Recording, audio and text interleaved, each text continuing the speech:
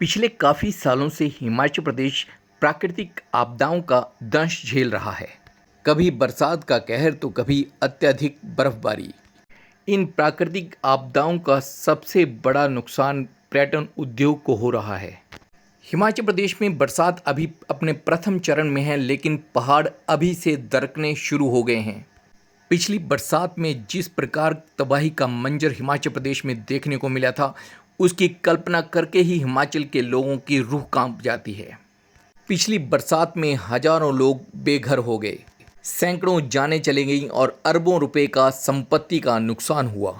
बहुत से लोग बेघर हो गए तो उसी बरसात ने बहुत से लोगों को बेरोजगार कर दिया। सैकड़ों लोगों की जानें चली गईं, बहुत से बच्चे यतीम हो गए, बहुत से लोग अनाथ हो गए। यही कारण है कि बादलों का जमावड़ा देखकर लोग सहम से जा रहे हैं। प्रकृति पे किसी का जोर नहीं चलता। बादल फटने जैसी घटनाओं को रोकने के लिए अभी तक विज्ञान के पास कोई ठोस तकनीक नहीं है। सरकारें आपदाओं से निपटने के लिए तैयारियां तो कर सकती हैं, लेकिन आपदाओं को रोकने के लिए किसी प्रकार की उन्नत तकनीक किसी भी सरकार के पास नहीं है। अमेरिका और जापान जैसे उन्नत देश भी इस तरह की तकनीक अभी तक ईजाद नहीं कर पाए हैं कि इन आपदाओं को रोका जा सके। ये देश भी इस तरह की आपदाओं का हर वर्ष दंश झेल रहे हैं। इन आपदाओं को रोका तो नहीं जा सकता, लेकिन थोड़ी सी सतर्कता बरतकर इन आपदाओं से काफ़ी हद तक निपटा जा सकता है।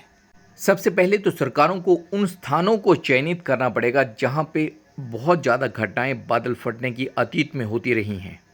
इसके साथ ही वहां पे संचार तंत्र को अत्यधिक मजबूत करना पड़ेगा। संचार तंत्र के मजबूत होने से इस तरह की घटनाओं को अधिक से अधिक लोगों तक समय पर पहुंचाया जा सकता है, जिससे कि जान माल का नुकसान कम से कम हो सके। नदी नालों के किनारे बसे लोगों को वहां से हटाने के लिए सरकार को एक ठोस नीति बनानी पड़ेगी। अक्सर देखा जाता है कि जब भी बादल फटने की घटनाएं या बाढ़ की स्थिति आती है तो नदी नालों के किनारे बसे लोगों को ही सबसे ज़्यादा नुकसान उठाना पड़ता है। पर्यटकों को भी मौसम विभाग की जानकारी के अनुसार ही घूमने का प्लान बनाना चाहिए। पर्यटक जिस स्थान पर घूमने की योजना बना रहे हैं उस स्थान के बारे में जानकारी, उस स्थान के मौसम संबंधी जानकारी उन्हें अवश्य लेनी चाहिए।